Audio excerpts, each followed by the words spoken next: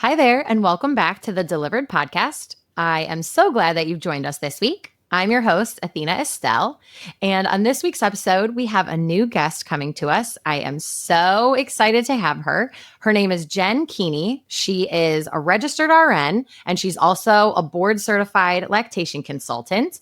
I met her in a very cool small world way. She was one of the lactation consultants at the hospital who helped one of my really good friends, Alyssa. So shout out to Alyssa and baby G. She's, gosh, what, 5 weeks old now? Yeah. I know, she's doing great. So Jen, welcome. I'm so glad that you're here. Oh, thanks for inviting me. This is a whole new world for me, but never done anything like this before. But of course, I'm super passionate about supporting moms and feeding and just making sure that moms are on a good track and have the support after they have babies. Yes. So go ahead. Tell us first. I know you were an RN first. You have, I think, almost 15, 16 years of experience. And then the lactation. Yeah. So tell us about just your nursing journey and how you got to wanting to become a board certified LC. Yeah, it's crazy. I never saw myself landing here. I graduated college actually 20 years ago. I graduated in 2005. I worked as a nursing assistant on a cardiac catch-all kind of floor in a really tiny hospital in York, Pennsylvania. And when I graduated, I started working there because I knew everybody, I knew the floor. So it was just that like comfort as a new grad RN to work. So I worked there for a year, but my passion was always to work with moms and babies. I had already talked to the manager of the labor and delivery floor there. And about a year in, there was a position opening for up there. They did a weekend option position. So you worked every Saturday, Sunday.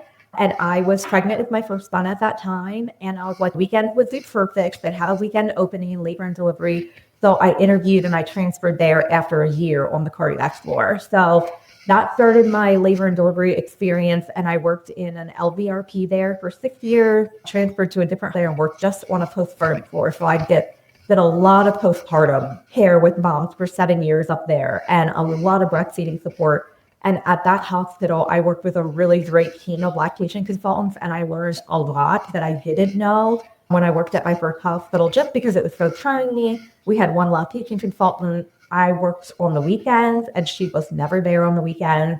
And of course, I had my own baby when I worked at that hospital, and I had my own struggle and really went through some things.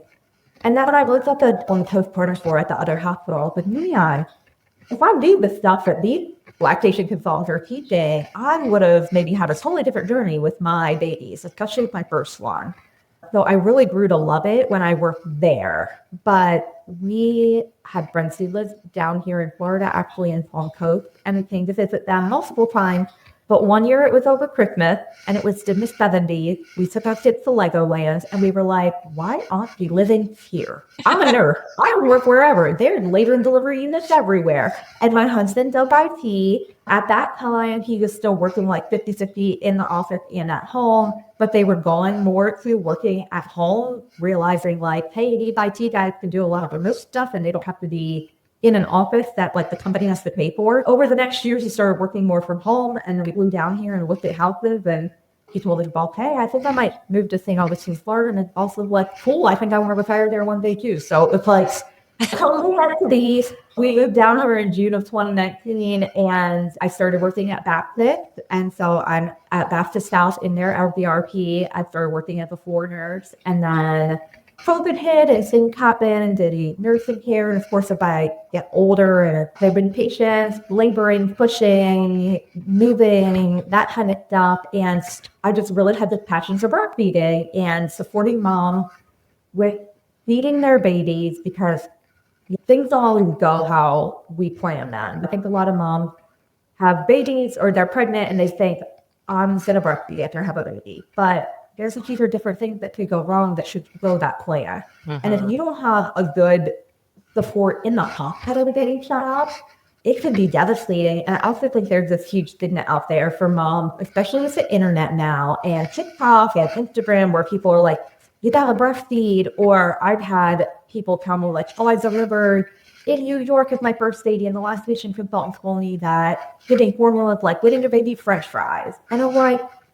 so they make you feel bad for formula when there are medical reasons to give a baby formula. And parents should know that's okay. And they should be supported in that.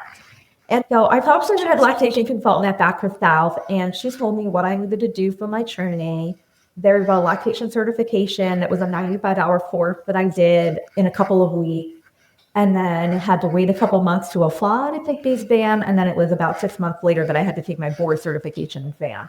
And then the way that this works is it takes a full 12 weeks to get your results back because they grade everything on paper. So over that year, which was in 2020, I started cross-training for lactation and working with our lactation department as well as working on the floor. And it was super, super clear that year that I was meant to be a lactation consultant because I was not loving working on the floor anymore. Nothing about the patient. It was just like the helping the mom breastfeeding was my passion. Once I received my results for my board certification, I completely transferred to lactation in November of 2022. So I've been doing that now as a board certified lactation consultant for 3 years, but almost 4, just the certification and the cross training. And just helping mom in the hospital, just whatever they have going on. I think that's so cool. And I love that you said that there's medical reasons why certain babies need formula, because I know it's not talked about enough. And I think for a lot of moms, I'm very outgoing, as are you. So I feel like we don't have a problem speaking up and saying, I'm uncomfortable. Can you come back? It's too much right now. But I feel like a lot of other moms, especially ones that I'm friends with, they're not comfortable speaking up. They're not comfortable saying, this is too much right now. I'm feeling overwhelmed, or whatever it might be. So I think it's really good that you said there's a place for it. There's time for it. And it's exactly what you said. It's teaching the moms the purpose of breastfeeding and if it is meant to work out for them. And I work night shift for at least 12 years. So working night shift and not having lactation consultants on night shift. So the hospital that I work at, they have lactation, but not on the shifts that I work. So we get a lot of breastfeeding support as nurses.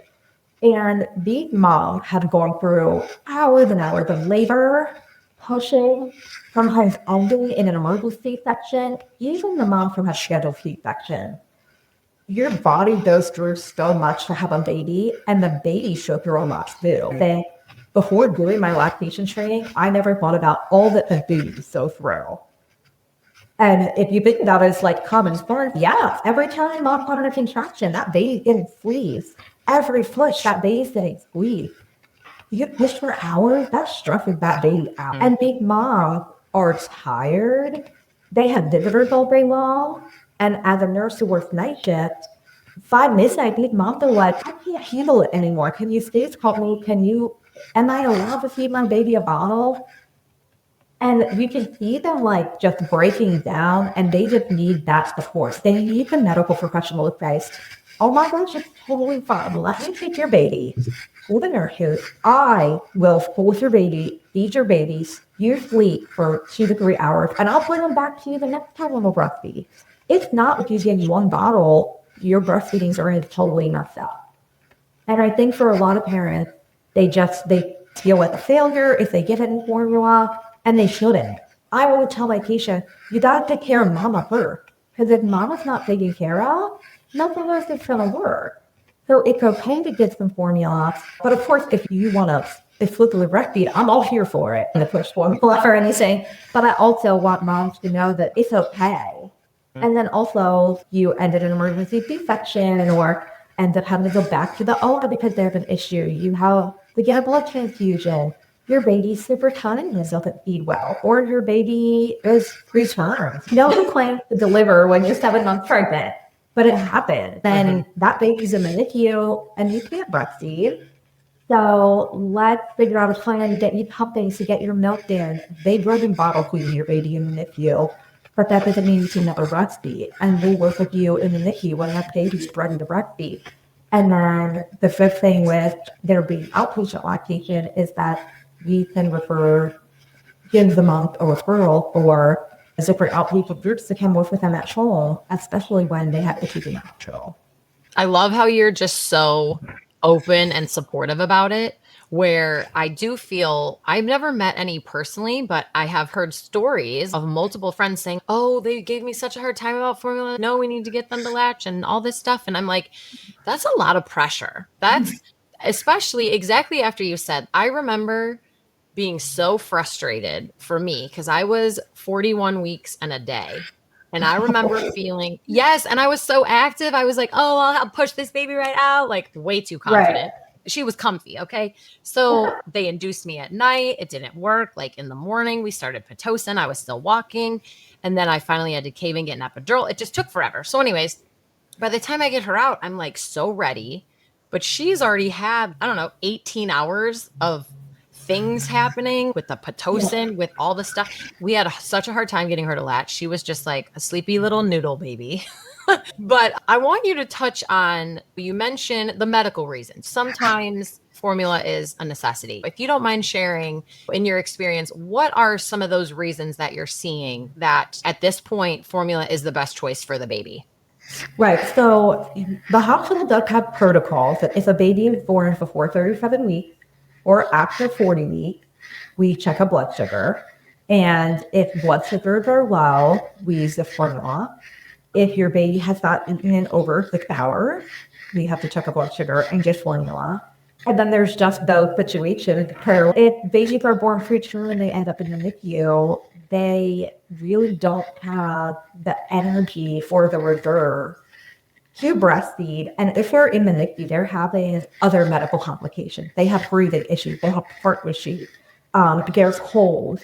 And breastfeeding especially, takes a lot of energy. It takes a lot of jaw muscles, a lot of coordination. And when a baby is trying to just breathe, they're just trying to survive. So they're trying to regulate their temperature. Feeding is the last thing they care about. So at that point, we need to do whatever is going to be the easiest things and not stress out the baby to get them some calories in. So a baby in the NICU, a lot of times will just have IV strips that they'll get their calories from.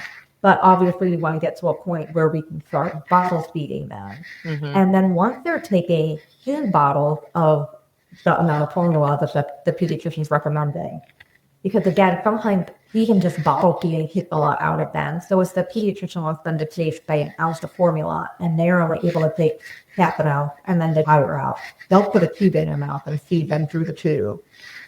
So they have to be able to take a full bottle before they'll even let them start breastfeeding. And so for those moms in that amount of time, what happens? You can't not do anything. You have to start telling your breast to make milk. So we get them pumping so that we can get their milk in, and then they have some breast milk that we can give the babies in the bottle. Or again, for the babies that stay on our floor that are just preterm or coach-terms, or if they're under a certain weight or they're over a certain weight, they're at risk for just either not having a fat reserve, not being able to balance their own blood sugars, or when they're really big, they burn fluid super fast. So we say you had a 41-week baby. Those babies are used to getting all of their calories from the Rubicon placenta. They're burning it, and they're all pulling in fighting you. But they come out and they're like burning through what they have really quickly, and then their sugars drop. Mm-hmm. So we check their sugars. We need to give them a little bit extra if they're not breastfeeding well, if their sugars are low, even with breastfeeding, stuff like that. Mm-hmm. So with the baby on our floor, we just try to have the mouth count first, and if he's at any colostrum, we'll get that first. But typically, anybody who's had a baby knows, I think the movies lie to us, where you put a baby on the breastfeed, everything is perfect, and you just all of a sudden have it with milk, and that's just not how it is. So a baby's born, and the first couple of days, you just have this little bit of colostrum. So for a term, 38, 39-week baby who is breastfeeding, that colostrum will just enough for them to keep them stable, to help them grow the first couple of days until your milk fully comes in. But for a baby who is 41 weeks, who might weigh 9 or 10 pounds, that burn through that really quickly, maybe a little bit more. And so just being followed with a little bit of formula, and that has to be okay. Yeah. It's funny that you say that. Well, it's not funny. It's fact about the blood sugars, but in every single one of our daughter's hospital pictures, she has those little circle band-aids on her heels because they need to Wow. check it so often because it was super weird. She was only 5'13". Oh, wow. And then we look back at her little pictures. We were looking at pictures of her at our sister-in-law's house last weekend. The poor thing looked like a little alien. She was so skinny. I had too much pride. I did do a little formula in the hospital because she was just crying. She was starving. Yeah. But I should have, it was hard because it was COVID. So I Right. did have one of your prior coworkers who's now retired. She did a couple of virtual sessions with me, and she's my friend's mom. She's awesome. Oh, yeah. But it was hard because it was COVID. So I couldn't have Right. anyone here.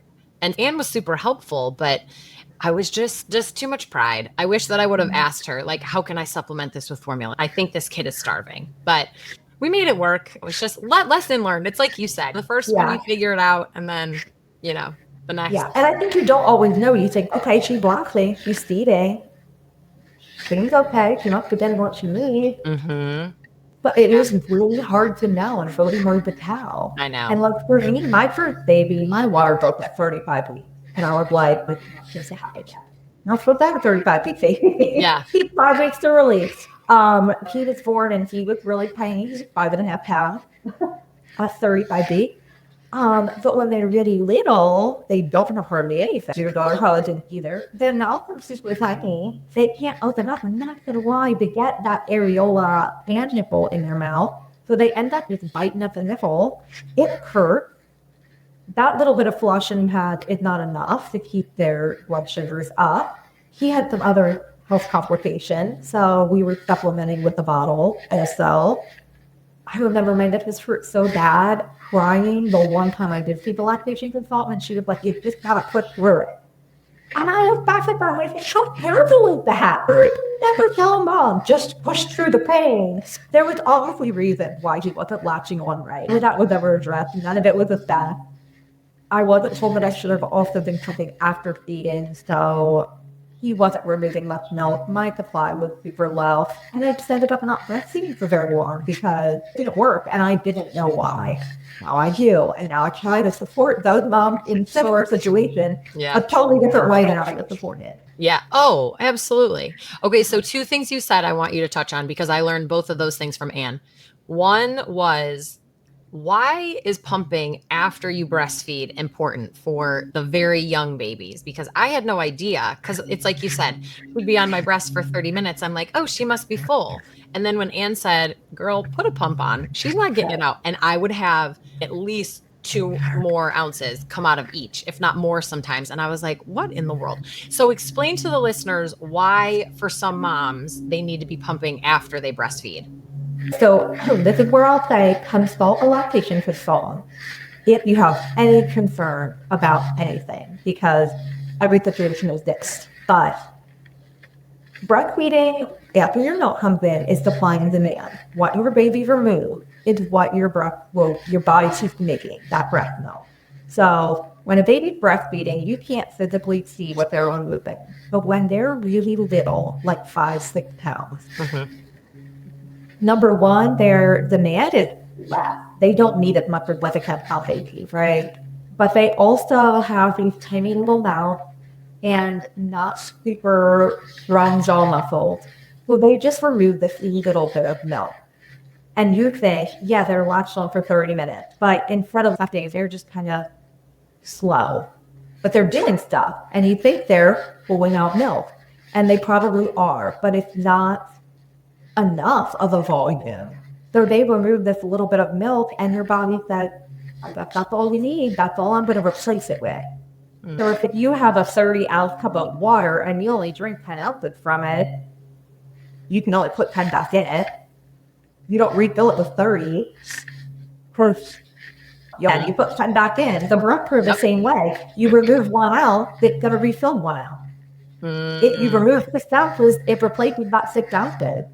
So for these little babies or babies that aren't latching appropriately and removing enough milk, we want the moms to pump after. So they're removing more milk so their body can make more. So that's where having someone come to your house after, having an outpatient lactation consultant come to your house. They can weigh your baby, watch you breastfeed. If there's issues with latch, they can adjust the latch, the position, try to make sure the baby is feeding appropriately, latched appropriately, and then weigh the baby after and tell you exactly how much that baby took. So I started to do outpatient lactation on the side outside of the hospital just a little bit to help support moms just this year. And there's a lot of cases where that happens. The baby latches on and she only took a half an hour. And we should be taking C-latches on every feeding. Then I don't have the mom pump after and give a bottle of an extra ounce and a half of breast milk. And if you're getting more than that, then we're just going to store it because extra is okay, right? Yeah. We get a little bit of the stock in the freezer and we're getting created that little bit extra so we make sure to eat it. So if you're not telling your body to make it, you won't be making enough. When a baby does get to be 8, 9, 10 pounds, 15 pounds, an ounce isn't going to be enough. When your baby is 15 pounds. Yeah, I can't remember when Anne started with me. It wasn't immediate. She might have been 4 weeks old, 5 weeks old, something in that realm. I'd have to check. I was one of the neurotic people with the apps, with which side and how many. I also think I am not a fan of those apps. That can be my next question for you. But I do remember when she taught me that about the pumping and fully emptying the breast. It's insane how much your milk supply will increase. Right. I kept telling Chris, I kept saying, I guess that's all I'm going to make. I really thought I'd make more. I'm drinking all the water. I eat a lot. Right. I'm fine. Bam. That was game changer. It was great. Mm-hmm. Now, let me ask you this. You mentioned the nipple pain, which is very real. I know that's why a lot of moms throw in the towel. What are your thoughts on, it's either called a nipple shield or a nipple guide or something like that? Yeah. What are your thoughts on those? I know that really helped me on I think it was my left. I really struggled with. But what are your thoughts on those? So the nipple shield is a little plastic looking nipple that you put over your own nipple to help the baby latch. So every mom, nipples are shaped different. Some are more flat than others. When a nipple does not stick out enough that the baby feels it, it's difficult for them to breastfeed. So you could have a full-term baby, 7, 8 pounds, but if your nipple's flat, they just can't, there's nothing for them to latch onto, grab onto to feel to actually use the nipple shield. Mm-hmm. But it does put a barrier between your baby's mouth and your breast tissue. So the amount of tug and pull that your nipples are getting is less if you were direct breastfeeding. It's also a good tool to use for babies that are little, if they're early or they're under, we say 2,500 grams, so it's 6-ish pounds. Those little babies also have a hard time just latching on. Mm-hmm. So the plastic nipple shield over your own nipple makes it a little bit easier for them to get on a little bit deeper. But again, it does put that barrier between your baby's mouth and your breast tissue. And what I want to tell my mom is every pull of the nipple release the hormones that tell your body to make milk. If your nipple is not getting full, you're not getting those signals to make the milk. Mm-hmm. So putting the shield on makes that tug and pull lack on the breast. Mm-hmm. So we want to be pumping after we use the shield. So it's a good pull if it's necessary, but if it's not, because again, I think that's one of those that moms are seeing is like, oh, just my nipples are just sore. Let me put this on to keep a barrier between you and the baby. But that keeps being a problem in itself. Mm-hmm. And then you should be adding on extra pumping to make sure you're getting enough tug and pull to bring you into the supply. And then you're adding extra work to yourself for a mom who's already tired and trying to take care of a newborn and trying to heal from delivery. And it can just be overwhelming. Yeah. So, the short answer is they're good when they're necessary, but if they're not, I just love them. Yeah. And probably best that moms are using them under the direction of a lactation consultant that they're seeing consistently so they can gauge when to take it away. Because I know for me, it was a very short-lived thing until Cecilia got the hang of the actual pull. Because I didn't use it long, but I remember it being helpful for that short little amount of time. Typically, it's the first 2, 3, maybe 4 weeks with several moms who, so I recently had a mom that tried a 35-week baby, and The nipples were fine. The baby had a problem finishing on, so we healed for the first 2 or 3 weeks, and then the baby gets better with feeding, so then we try to last without it. And if the baby does those out it, then we keep trying without it. And so we get the baby lasting every time without it. I've also worked with non-fluid pads, flat nipples, so we use that. But again, when your nipples are flatter, not a lot that the baby's actually latching onto your Ehrlich tissue. It's more practice with like positioning and baby latching here at the breast. But we can't assume that the baby's will get a whole lot from it if there's not a nipple that the baby's Okay. out. So we're pumping and we're supplementing with formula. That's another reason to supplement. So that pumping helps cool the hot nipples out too. And what I've seen in my own practice is usually after about anywhere from 2 to 4 weeks of the routine every 3-hour pumping, the nipples start to stay off herself. And we can start trying to latch the baby without the shield and get rid of the peel effectively. But yeah, every mom's different, every situation's different. So it's good if you have anything like this going on that you are working with a lactation consultant. And I know that you started seeing clients in the home once they discharged. Yeah. So talk to us about what does that transition look like for the mom? How do you go about that on your end of things? I know that we talked pre-recording about that really cool lactation website. So give some insight to all of that. So I think no matter where we live, they'll give listeners all over. You can usually Google outpatient lactation consultant community, and you can come up with a list of people. Some of them take insurance and some don't. I would highly encourage you to talk to the lactation consultant for a hospital that you deliver at, because usually they have a list that you give. So I would pick up the child, and you have a list that we give moms that have probably at least 6 or 8 different lactation consultants or companies that can come to your house to provide lactation support after you leave the hospital. You want somebody that lives near you, you want somebody that's going to check your insurance, because if you've never looked into this, the one that don't take insurance, they charge about $300 a visit. So that gets pretty expensive if you're paying for the come weekly for the first month or so versus if your insurance covers it. I think most of us, we pay for you pay insurance. So if your insurance will cover it, you might as well use that. Yes. So I personally work through the Lactation Network, and the Lactation Network takes a handful of insurances. So patient can go on to the lactationnetwork.com, and they are a nationwide company. So wherever you live in the United States, you can go to the lactationnetwork.com. You put in your name, your address, and your insurance. That's it. So it doesn't take long. It's not a lot for a new entire mom to fill out. And the Lactation Network will verify your insurance, and if you're approved, they will send an ES to you and to a lactation consultant that lives in your area.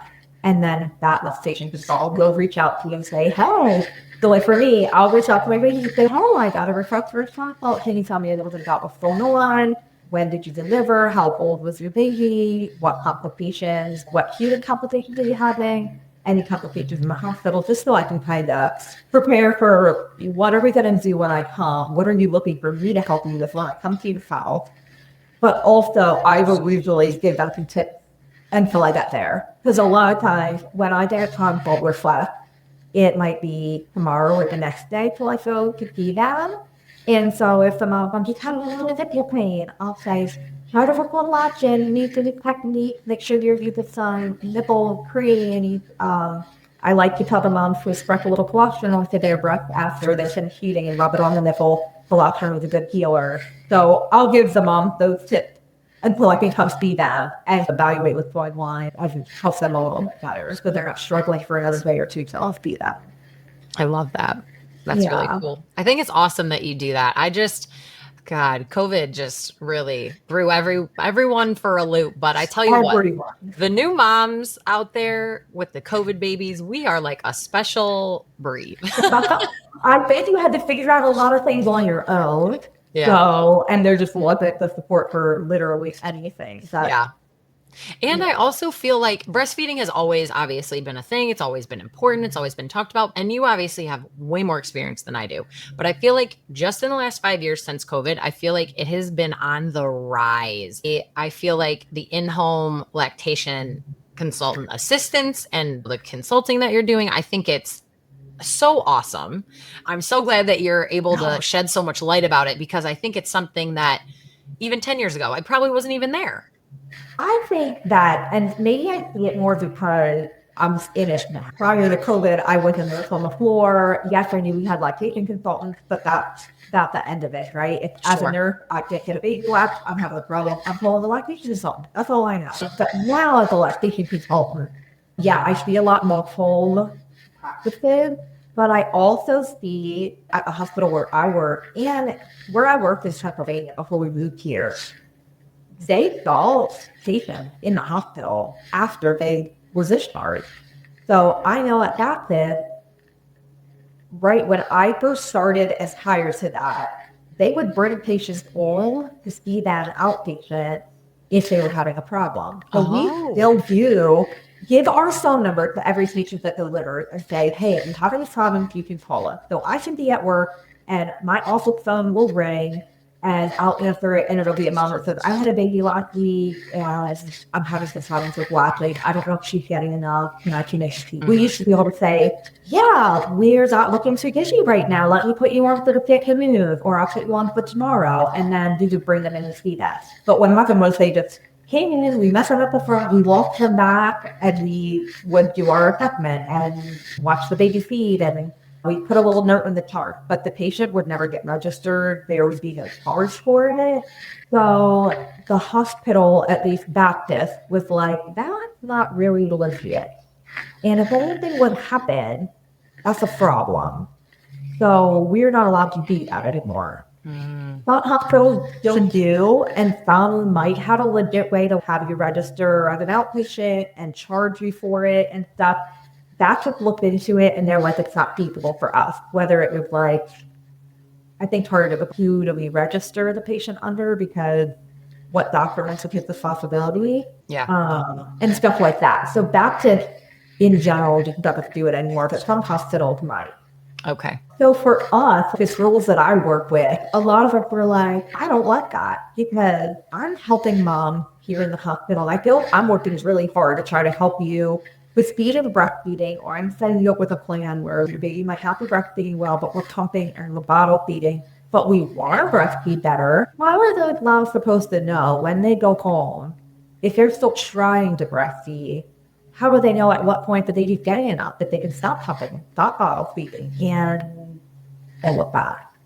So a lot of us started working for other companies on the side to try to help moms after discharge. I think a lot of people feel that way. And then, I do just feel that there's a lot of, in general, just outpatient practices out there. That's what they do for their full-time job. That they just do outpatient lactation. Some have offices, some will come to the head, some do both. Some will pick some insurances, some tag. There's all kinds out there. Yeah. Obviously, like I say, everything in medicine, everybody has this different thought and feelings. It's not are going to be more like you must breastfeed, that you don't want to do any formula type of people.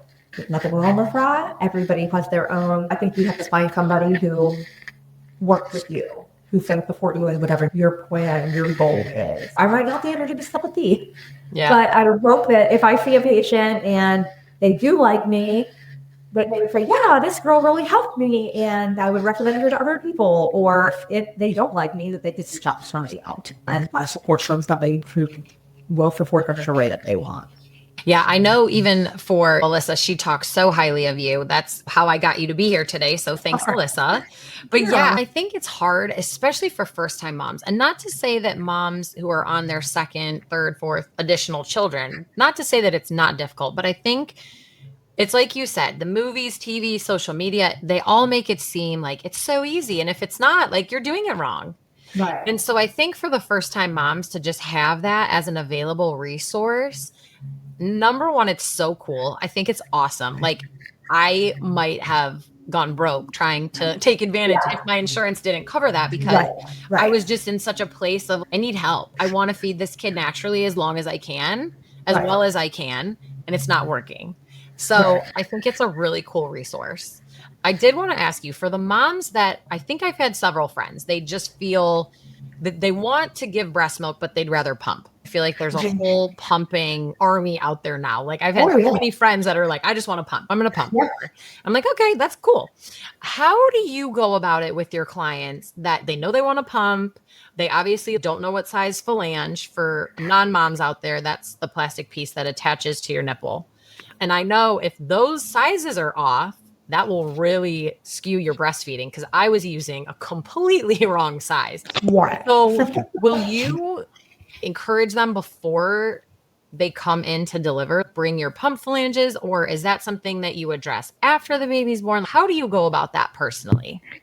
If someone were to reach out to me ahead of time, for anyone listening that may be pregnant, you can go to some of these outpatient lactation websites, the Lactation Network, and fill out the information for a consult and do a postpartum consult, so like a prenatal before you deliver consult. And if that's your plan, the lactation consultant can work with you and talk about what pump is appropriate for you, because there's a lot of different pumps out there, and some are better than others, and some are going to be more suitable for your lifestyle than others. So I think it's worthwhile talking to somebody about that if you plan their school pump to find what pump's going to be good for you.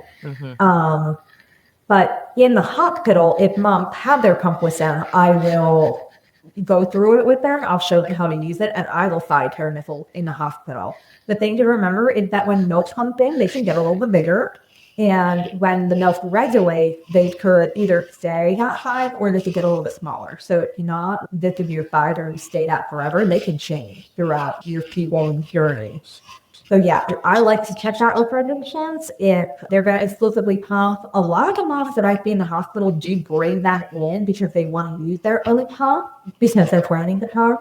So that's great. I just worked with one the other day, but I feel like every tip I work, I should just tell a mom with I just want to keep it pump. So yeah, we're working with that all the time. And then, like I said, go through their pump, we'll evaluate their nipple cleansers and figure out something for that. And also about how, even if you register exclusively pump, you still have to pump every milk as often as your baby feeds.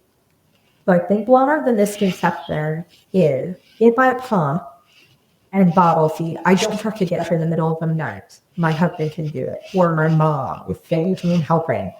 But it goes back to that supply and demand. You have to remove it so that your body knows to keep you with it. If you sleep through the night 8 hours, your body starts to say, I don't have to see anything for 8 hours. And then it slows the supply down. So for at least the first couple of weeks, you sure have to get up as often as your baby feeds.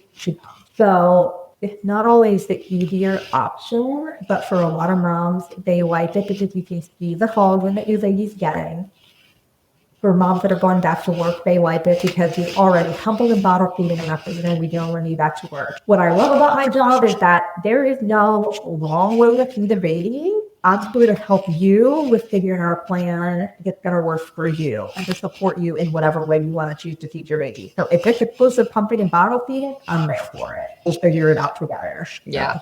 Oh, I remember the first couple of times I tried to sleep through the night, and I don't know if you had this experience because I know you do have 3 biological children. My boobs were so full and uncomfortable, like they would physically wake me up or start leaking everywhere. So I was like, oh, yeah, I physically have to because it was so uncomfortable. But I'm not going to lie. And again, you'll have to tell me about your experience. I would get my best pumps at night, to be honest, because I think they were just so full. They were just like, oh, here you go. Yeah, and normally happens just with regular breastfeeding. If you're breastfeeding exclusively, and babies will what they call wean feed or just feed a little bit. That's the reverse if they're just sleepy. So they still might feed for 30-40 minutes from whatever they do during the day. But instead of that, as vigorous, I'm awake and I'm really sucking, they just do a little bit lighter stuff. So they get a little bit of milk, but not fully. Plus at nighttime, your hormones are different, and that's when your body ramps it up and needs you a little bit warmed up. So for the moms who are chickadee breastfeeding, but they want to have a little bit of supply in the freezer, I tell them to pump after 1 breastfeeding a day. And that first one in the morning is always going to be your biggest volume. So I'll tell them to pump breastfeed and pump right after that for sheeting in the morning. So you get that big chunk of milk to store in your freezer. That was so rewarding. I was irritated because it would normally be like 3, 4 in the morning, but oh my gosh, just seeing it is, it's so cool. And with my second one, so my first baby never slept through the night because either were, you were feeding like every 3-ish hours for a year. So I felt like I was born in pain. So my third baby was totally different. She will now latch it on with needing no percent, no anything. It didn't hurt. I was like, I don't know what to do with it. I had such a hard time with my first one. She started sleeping through the night. I remember I went back to work at sick leave, and she switches through the night at sick leave. So like a good 6 to 8 hour chunk. I don't even know. I just remember that I would be super cool in the morning when I would get up. She wakes her, she breastfeed her, stands up after her do shoulders in the morning because I'm like, I can't do this, I think that's awesome. So it's great when they start to do that. So those first 2-3 weeks are really the like prime time to tell your body what to do. It's like laying the foundation. So you still have to get up and pump every 2 to 3 hours, no matter what your baby's doing. But after that, like 3-ish weeks mark is when you can start going a little longer. If you want your husband to get up in the middle of the night and bottle feed, you could at that point, at 3 or 4 weeks, with your one, and just know you're very super, super full at the next few days. It's okay then because you've laid the foundation for making it enough to fly. I love that. Now, when you have moms that are breastfeeding, either breastfeeding or exclusively pumping or doing a hybrid, if they feel like it's starting to affect their mental health, because I think the misconception about it is, regardless of if you're breastfeeding or pumping, it's very taxing. It's very time consuming for the moms that are bagging milk and doing the freezer. Yes, it's easy. You pour it into a bag, but it's just the parts and this and that and just all of it. So if it's starting to affect their mental health, how do you go about having that conversation of weaning if they are really struggling? Because I know for me, God, I think that was like the peak of when I really felt like a huge failure. Like I was just like, if I can't feed my baby, what am I good at? So how do you address that? I just have a very open and honest conversation with each mom, because my biggest thing with feeding your babies is that if it becomes too stressful, if you're not enjoying your baby, something's got to go. And so a lot of times, it's the moms who, or the babies who have difficulty with feeding, with breastfeeding in the beginning, that we're trying to breastfeed, and we're doing some pumping, and we're doing bottle feeding. We call that triple feeding. And doing all of those things for a week, that should be a lot, because you're still getting up at night and doing it. You're never really sleeping more than 3 hours. You're trying to feed your baby, but what they're getting is the breast isn't enough. And so then you're pumping, and with the cleaning the pump parts, and you still have to give a bottle. And if you have a good support person with you, then they can give a bottle while just pumping, that help. But it's still a lot. So I've had moms where we get to that month-ish, and they're just not making a great supply, that I talk to them about, do you want to continue this, or do you okay during this, or is it too much? And normally I don't even have to ask that. They'll say to me, I've had enough of this. I'm done. I can't keep doing it.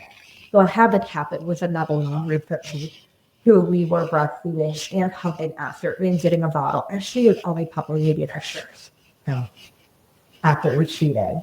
And her baby's taking more than her. We're suffering supplement and formula also. And we talked about it is okay if you don't make a full breast milk supply. If your baby is breastfeeding and doing something at the breast, that your baby should something from breastfeeding. And we supplement with formula after, and we cut out the pumping. And you're okay just knowing that your baby gets some amount of breast milk, that's okay. It's okay if your baby's getting some amount of breast milk and some formula. Because at the end of the day, the baby's better. And you have to take care of your mental health as well. Or if the opposite is happening, where the baby's not really breastfeeding at all, but the mom or her kid is pumping, and we pump and we get half the volume of the mom, and we mix the bottle with 50% breast milk or 50% formula, and that's okay too. And we're not even going to try to breastfeed, Because that can be the more frustrating part with like trying to latch the baby and the baby's puffing and doesn't want to latch and you're fighting with them for 10, 15, 20 minutes and then you give up and you still pump your bottle feed. Let's just cut the breastfeeding. Let's just pump your bottle feed. Mm-hmm. Or if you're just not really making much of anything at all, let's just go to formula feeding. And we'll cut out a little bit of pumping each day and just that down. Or your baby got breast milk for the first month. And you should feel proud about the amount of breast milk that your baby did get. Because you gave your baby a little bit start with the antibodies that they got for the first month. So it really depends on the situation, about just giving the moms the power to say, yeah, this is too much. Let's cut something out. And it's okay to say that. It's okay to cut out the breastfeeding, or it's okay to cut out the pumper, it's okay to just give bottles. You're not a failure because you did it. You're absolutely amazing because you lasted a whole month doing all of this information. I was in that before. I think it's like tearing up. I think it's just, God, I didn't expect to have that reaction. But I just think it really takes me back talking about it. It's really, and this podcast has done this to me so many times. Oh, this is ridiculous. It's just so powerful to hear someone say, it's okay. It's okay if you don't want to breastfeed. If that's not your thing and you don't want to, like, it's okay. That doesn't make you a bad mom. It's just, I think that's so hard. And obviously, like, total side tangent soapbox, but that's so hard in our society to have just so much pressure on moms and to have this perfect delivery and this perfect baby and this perfect breastfeeding journey. And it's just like, that does not exist. There is no perfect. And so I think just hearing you say that, and I'm sorry, this is like ridiculous. No. I think just hearing you say, it's okay. If you made it a month, then you made it a month. If you made it 2 weeks, you made it 2 weeks. Everyone's journey is completely different. So I think you are absolutely in the right profession. And I know that you know that just hearing you talk about it, but like, you are meant to do this. Yeah, thank you. I do feel like that. And that's why I like being able to go to mom's houses after and do the outreach and stuff and support them, because I think that's super important. But I also never want to leave but I never want to leave the hospital because stuff happens in the hospital that parents don't shut. And I think that's when they really feel like a failure if things don't work how they want them to when they deliver. And having that support in the hospital is huge. That sets them up for the whole rest of their baby's feeding journey. The amount of times that I have fallen into a patient's where after they deliver and they try to breastfeed once or twice and they're like, I don't like this. And I have a conversation with them saying, that's okay. It's okay to change your mind and say you just want to formula food. Or I've had moms that wanted to pump but realized that it's a lot to tell every 3 hours they send a bottle. Or do you have a discussion about breastfeeding? Well, humbly, providing breast milk is supply and demand. All of goes back to it being supply and demand. Your breast will do what you tell them to, barring any medical issues that are direct impacts of supply. Such, if you want to pump every other feeding and just get a bottle of formula every other feeding, your breast will start to make milk for every other feeding. And you can do that. And there's nothing wrong with that. It's okay to do both. It's okay to say, I only want to pump a couple times a day. And whatever I need, I'll supplement the rest of the formula because for my mental health, it's too much to do it every 3 hours. And when I have moms saying, when I don't just have to eat it every time, I would talk to her about doing it every other, or even just twice a day, morning and night time. And you have a little bit of earth milk to mix in the bottle with formula, and you say so that a little bit of breast milk, and a little bit is great. And just seeing them go, thank you. Like the relief that they feel knowing that it doesn't have to be all or nothing. That they can still do a little bit and feel good knowing their baby gets that little bit of colostrum. Because moms know that like the antibodies are important with breastfeeding. So most moms want to do at least something and feel like they gave their baby a good start. Mm-hmm. So just talking about that, having moms know that it doesn't have to be all or nothing, and I'll help you figure out a plan that's going to work for you. Because you're not letting me down, and you don't need to worry about your mom or your mother-in-law or anybody else being at the shore of the day because they're not the one feeding this baby. This is your baby. So whatever you want to do has to be right for you. And that's You're so right. I should have given you a soapbox with a mic for that because I can go down a rabbit hole. girl, trust me, I could too. I really could too, because I also think people, especially men, and I love my husband. He was extremely supportive. He is one of the reasons I'm still alive, 100%. But it's just so mentally taxing as well. Like it's not just physical. It's not just putting your boob in a baby's mouth. It's not that simple. It's very mental. And I think it's exactly what you said. It does not need to be all or nothing. And I think once, because Anne had told me that a bunch, and I was just like, yeah, okay. But then I feel like once I truly got it, and I was like, I have to let go. This will destroy me. So I think it's really refreshing that you say that, because it's very true and it takes a lot of the pressure off. Yes, just knowing that I'm okay if I don't make 100% of the milk supply that you need in a day, and I can supplement the rest with formula, and that's still okay. Or if you decide that I hate this. I had one mom when I was still a nurse, I did my lactation training, and I was waiting to get her licensing with both staff. I was working on the floor, and she was my patient, and she was like, "Is what breastfeeding fed? Ew." But I feel like I want to give my baby a little bit of colostrum. They know I should. And I'm like, there's no rule that saying you should get colostrum. If you don't want to do that, do not feel that you have to. But if you want to give your baby a little bit of colostrum, we could hand a strap into a little medicine cup and fuck it up in a syringe and give it to the baby, because she was like, just totally gross out because the baby at the breast. And I was like, girlfriend, it's totally fine. So she went down, I love that idea. Let's hand his breath and see if I have to flop her. We did it for all of a minute. She was like, okay, I'm gonna help her. All right, we got like, with the rouge. And it's time for the baby. She's like, oh, you're good. That's no good about that. We're 6 months. And I was like, speaking totally fine. You don't owe anybody anything.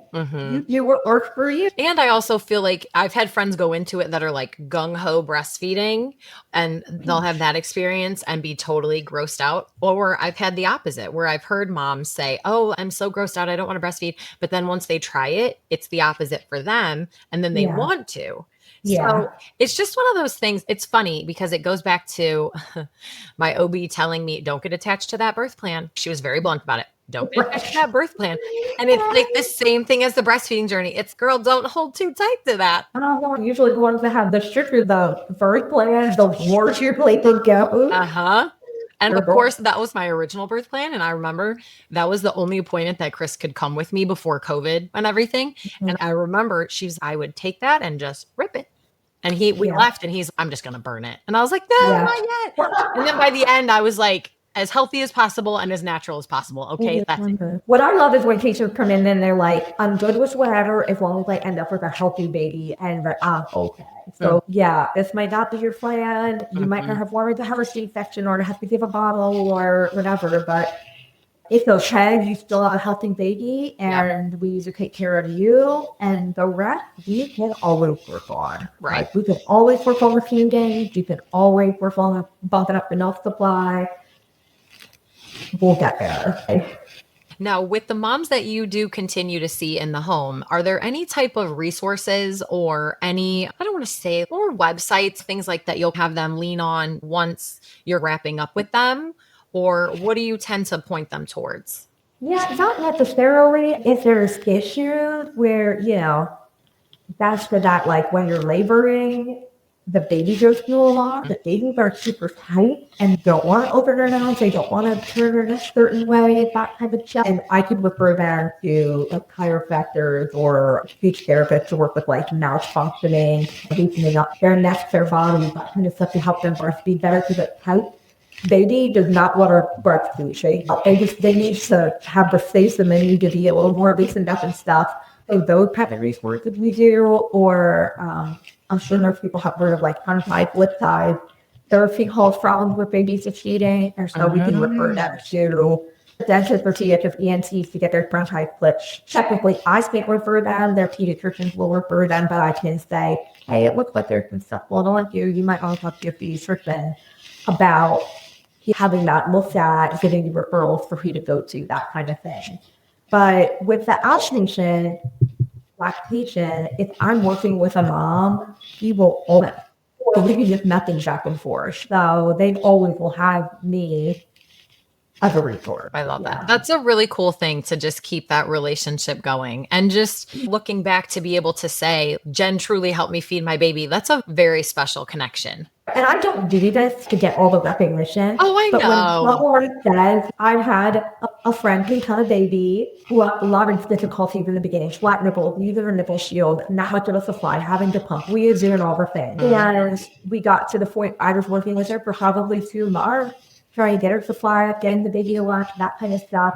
He made it to a year to where she was like, I never would have been here if it wasn't for you. Now I want to be, help me get him off of me.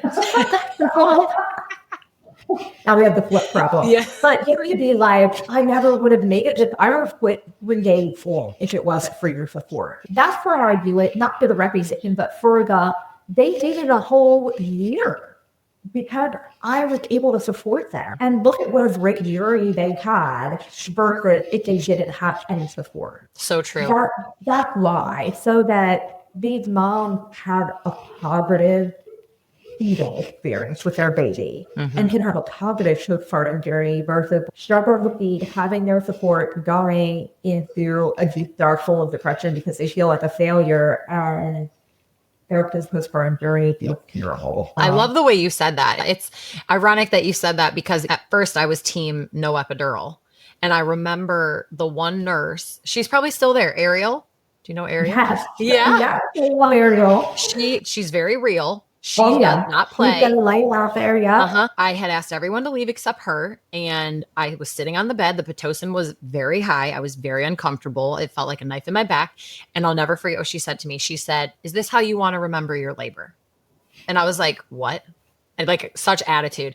Yeah. And I'm just going to be real with you. Is this how you want to remember your labor? Like how you brought your daughter into the world? Because I can tell you're in a ton of pain. And she goes, and I hate to tell you, I don't even think I was 5 centimeters at that point. I think I was still like 3 or 4. So I hate to tell you, it's going to get worse. And I was like, oh my God. So just hearing that. And I think like exactly what you said, but if you're not enjoying the journey, is that the journey that you want to remember? Is that the journey that you want to create? Is that the path that you want to remember and be on? So I think it's really cool that you also keep it real and you are such a good resource for the moms. Yeah, Heather, I don't think, what if this doesn't work out the way I want it to? You just, and why could you say, okay, what if I have this complication or that complication? You shouldn't have to when you doctor, but that's why you're there to help you with, okay, this is what's happening. What can we do now and how can I support you to try to get you whatever your goals are and that's a positive thing for you. Because just like labor, you're like, I'm gonna do this without anything. But you've never been through labor before and you get a couple centimeters and you're like, oh, holy crap, I can't handle it. And it's okay to change the plan. It's okay to be flexible and to say, nope, I want my epidural now. I'm changing my mind. Because about healthcare in general, nothing is ever set in stone. You can always change your mind with things. Well, we just have to roll with whatever happens and go with it. Because at the end of the day, I want a fed baby and a healthy mom. And we're finished. So true. Yeah. Okay, so I have one final question. It's my favorite question of every episode. I save it for the end. If you had to sum up your journey as a lactation consultant, what is one word or phrase that you would use to encompass all of that?